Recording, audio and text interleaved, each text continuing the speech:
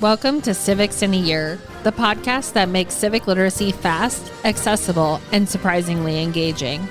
In just 10 minutes an episode, we'll tackle one of 250 essential questions about American democracy, how it works, why it matters, and what it means for you. Whether you're a student, a teacher, or just someone who wants to better understand your country and your rights, you're in the right place. Civics in a Year is powered by the Civic Literacy Curriculum from the Center for American Civics and is produced in partnership with the School of Civic and Economic Thought and Leadership at Arizona State University.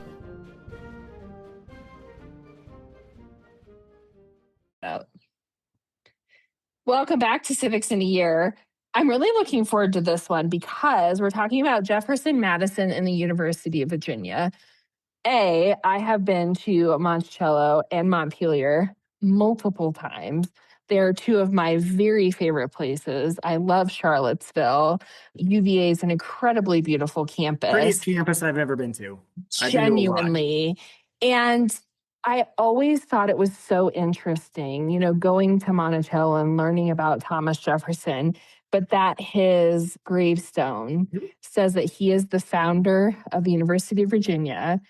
And it does not say that he was president of the United States. And I always just found that such a fascinating thing. So Dr. Weinberg is with us today. Dr. Weinberg, how do Jefferson and Madison kind of go? Because they lived, I say close to each other in like today's terms, it's close because it's not super far. But how does this establish the University of Virginia? Yeah, and I'm glad you started with the inscription, because that's actually what you preempted what I was going to do too, which is Jefferson requests his own. We have like literally a drawing he does of his of what he wants his tombstone and what he wants scrawled on it. So he wants that he's the author of the Declaration of Independence, which probably overstates it a little bit, as we've talked about. He's the draftsman, but anyway. He wants credit for the statute disestablishing the Anglican Church in Virginia, so the Religious Freedom Statute, which will come back about Virginia, the university. That's important. And then father of the University of Virginia. And the latter two efforts were things that he tried to get for a long, long time. He spent seven or 8 years during basically the American Revolution and after trying to disestablish the Anglican Church.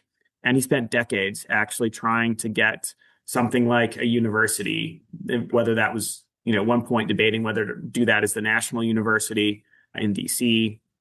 And in both of those, as you said, Jefferson's sort of the visionary, but he has Madison to help. Madison is the bill sponsor that gets the Virginia disestablishment thing through that Jefferson had drafted years before. And Madison will take over for Jefferson after Jefferson dies. So a little bit of backstory before this. We've alluded to it a couple times, but it's in the Roger Sherman podcast. But there had been an effort, do we want to have a basically national university that would be a place where America's civic leaders would be sort of centrally educated? And we have Jefferson, and the idea would be that they would have sort of nonpartisan, but like orthodox texts. So they would have the Federalist, they'd have the Constitution, but then they would have like maybe great speeches and texts from the Federalist and Jeffersonian. So the idea was they're trying to basically create that. And it falls apart, partly Roger Sherman's doing, and others who say, like, this is clearly not authorized by the Constitution. You could maybe run an elementary school for Washington, D.C. That seems fine. But something that is designed to be influencing the whole nation is really if it's education like that, that's really, it's an enumerated power. So they turn toward thinking about this at the state level. Jefferson starts working on what's called Central College. He has Madison, and current President Monroe actually detours over to go help in the groundbreaking. And Jefferson convinces the Virginia legislature, and so this is in like 1815, this is later on, convinces 1815, 1818, it sort of in fits and starts. He convinces the Virginia legislature, which wants a university, to convert his little small private college into that. Jefferson can play politics. He's packed the commission with basically all of his allies. He's going to be on it. That's going to pick this. And he's also written the report that basically what they're going to do. So they pretty much meet, and Jefferson's like, all right, gang, here's what's in the report. We're good, right? Yep. And he's done some pretty funny stuff where he said, well, it should be in Charlottesville because people are healthy there. And he's like collected this weird document that has how many people are like 80 years old. They're in Charlottesville. It shows you can live because it's healthy. He's doing all this weird lobbying. He's got these maps drawn up, but he's like really, and he has a legislative ally, Joseph Cabell. The Cabell family is really prominent in Virginia, Maryland politics for a long time. The legislature basically approves what this commission had proposed, and Jefferson takes point as the rector, is the title. And Madison, as many things, is his ally and sounding board until Jefferson dies in 1826, obviously, right, Declaration of Independence, July 4th. And Madison succeeds him until Madison himself dies. And it is quite striking how deeply invested in the details Jefferson is. This is not just like some sort of, bored old guy who's sitting on a board just so like people will come and pay him some money. Like he's micromanaging the curriculum. He's planning stuff out. He's like personally designing the so-called academic village, which you may remember from visiting Charlottesville, is like the rotunda plus those like two rows of classes of rooms. He's even writing letters on how they can beat tariffs so that they can get some of the materials shipped in and counted as educational materials instead of construction materials because there's a different tariff rate. There's a historian, Andrew O'Shaughnessy, who writes a whole book about this stuff. So if you can get into the details, but he writes out what the objectives of this are. He writes he's explaining what he thinks primary education is supposed to do, which is like wildly ambitious today. But what he wants the university to do is, he says, to, quote, form the statesmen, legislators, and judges on whom public prosperity and individual happiness are to depend, to expound the principles and structure of government, laws which regulate the intercourse of nations, those formed municipally for our own government, and a sound spirit of legislation, basically leaving us free to do what doesn't violate equal rights of another. So he has a list literally of what the 10 professors are that he wants to hire. And this is amazing to me. If you compare what his vision of the university looks like to like the modern hyper-specialized research university, right? So like, I'm not even a scholar of American constitutionalism, right? I'm supposed to be a scholar of state constitutionalism and federalism with this period, right? But there's a professor who's basically assigned to do like all the modern languages. And there's another professor that's supposed to do like all the classical languages. And there's supposed to be like one government professor, 3 or 4 science professors, science and math.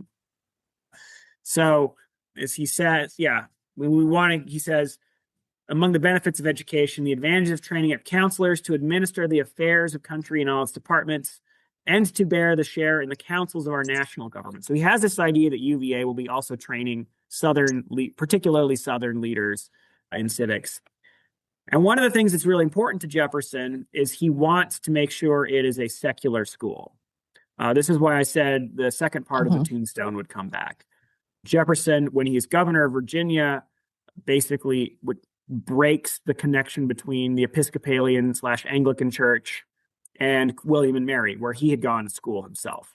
So he basically secularizes that school. And he looks around and he sees, what are the 3 big colleges in the United States? It's Princeton, which is Presbyterians in New Jersey, Yale and Harvard, which are Congregationalists in New England. And so he doesn't want either Presbyterians or Congregationalists to take over and build it like they're doing everything else.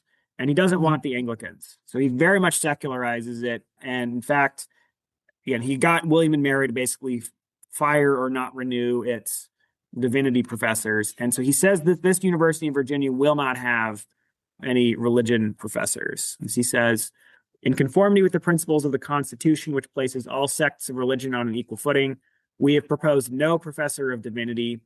And the rather is the proofs of the being of a God, creator, preserver, and universe. Basically says it's the ethics person and the morals people, but we're not going to have a divinity professor. They'll learn, the Bible with the Greek and the Hebrew professor with a basis formed common to all sects. And he fights off it. He doesn't even want a chapel. He grudgingly, in the original proposal, says that they can do some religious worship in the big rotunda, but then he fights that too after that happens. So obviously, the UVA, in some sense, succeeds, right?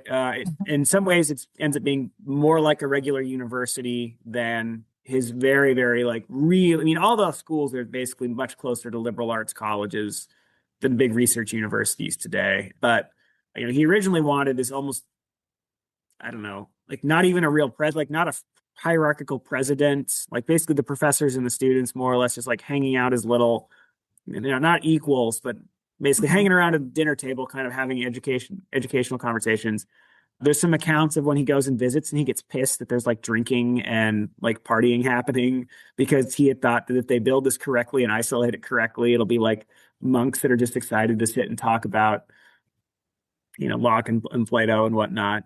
And so, yeah, we have the curriculum that he and Madison were pitching. It's honestly very much like our curriculum in Skettle, the civic school at ASU.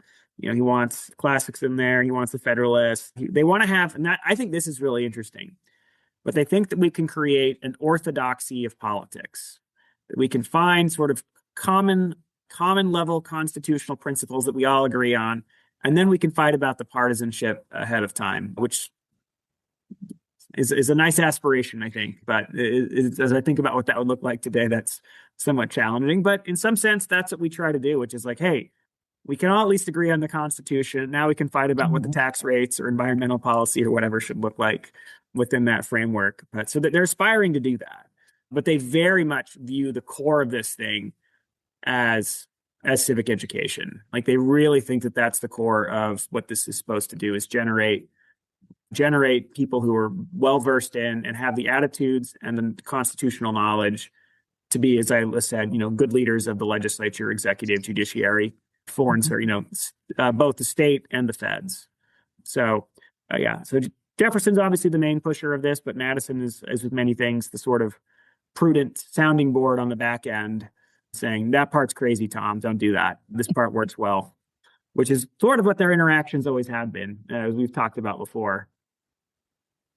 Anytime I think about James Madison, I'm going to think about him saying that, like, that's crazy, Tom. No, it's so interesting, like Charlottesville as a whole, because you mentioned James Monroe. That's another presidential house I've been to, the Highland.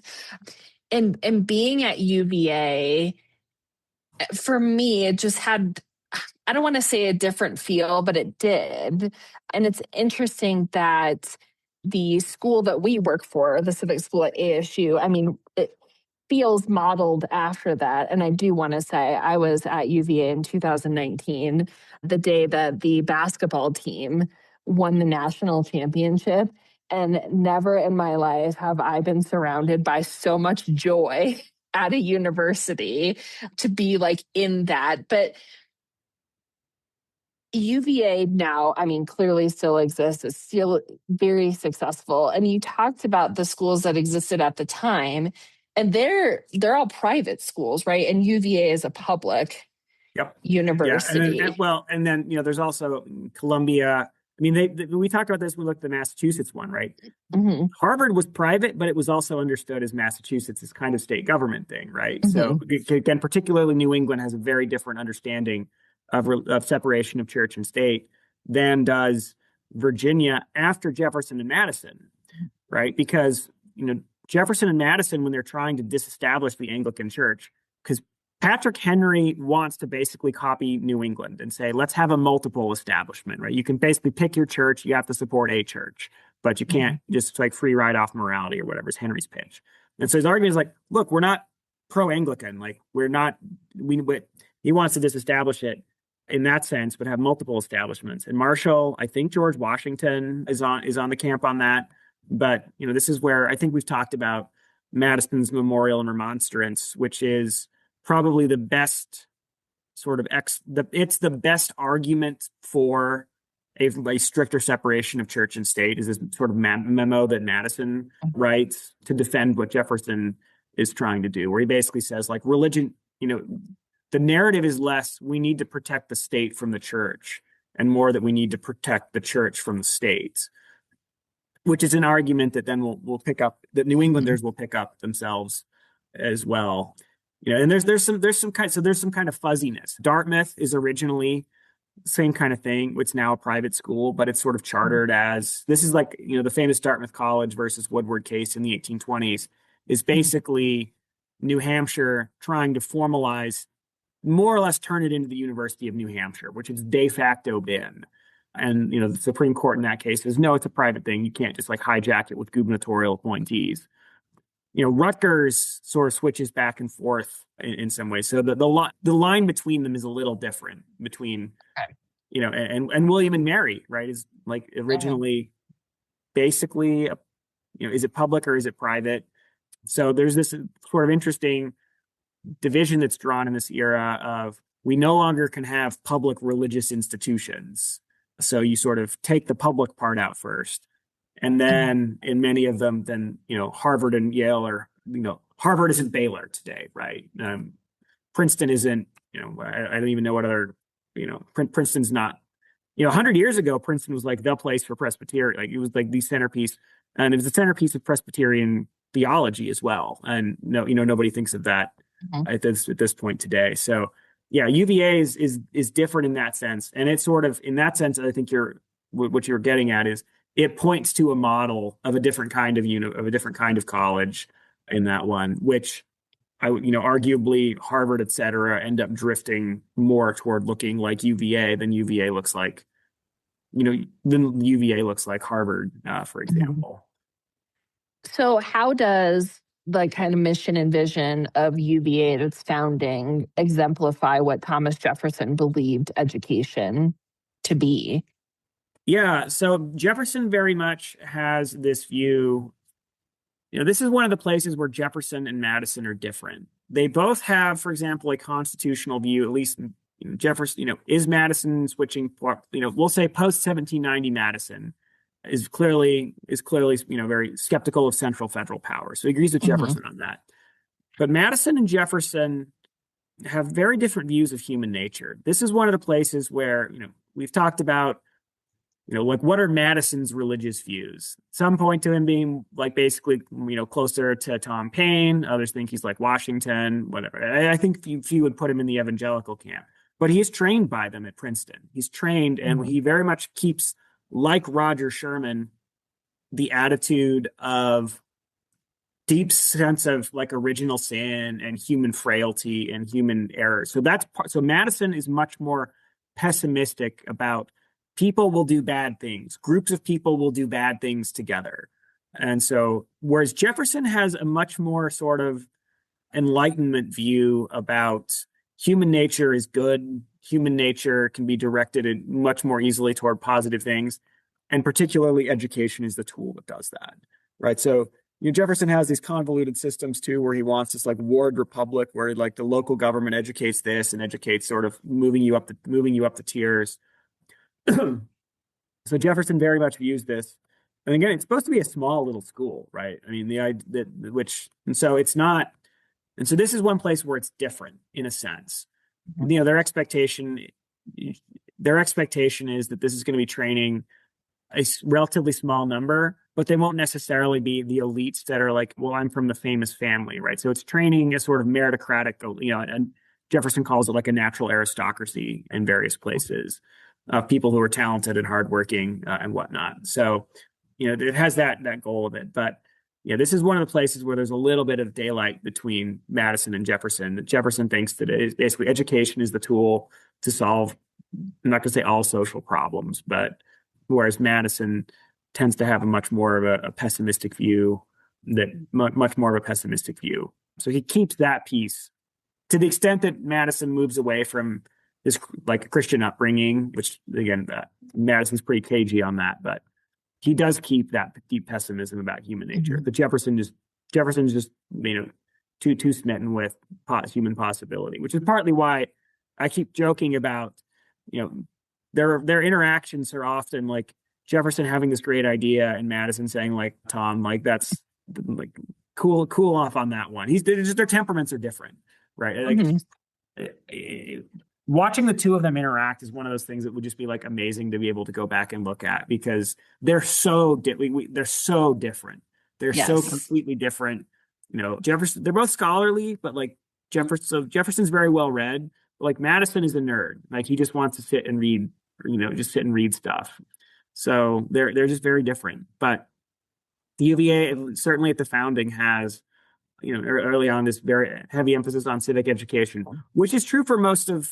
And that's something that other places pick up. I mean, requirements of like civic education, like civics, government, whatever, was basically a college required class in almost all of the country until 50 years ago, basically. The different schools that tapers off at different times. So that definitely is something where the universe looks less like what those guys wanted. But that's what we're trying to do.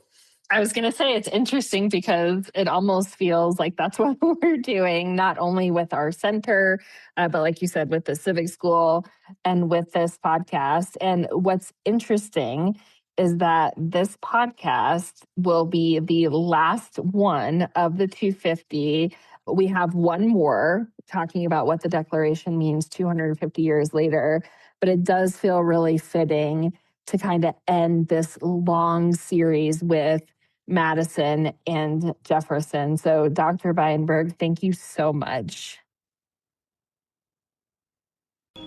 Thanks for joining us on another episode of Civics in a Year.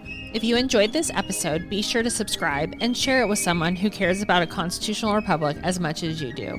For more episodes, resources, and updates, follow us on social media or visit us at civics.asu.edu.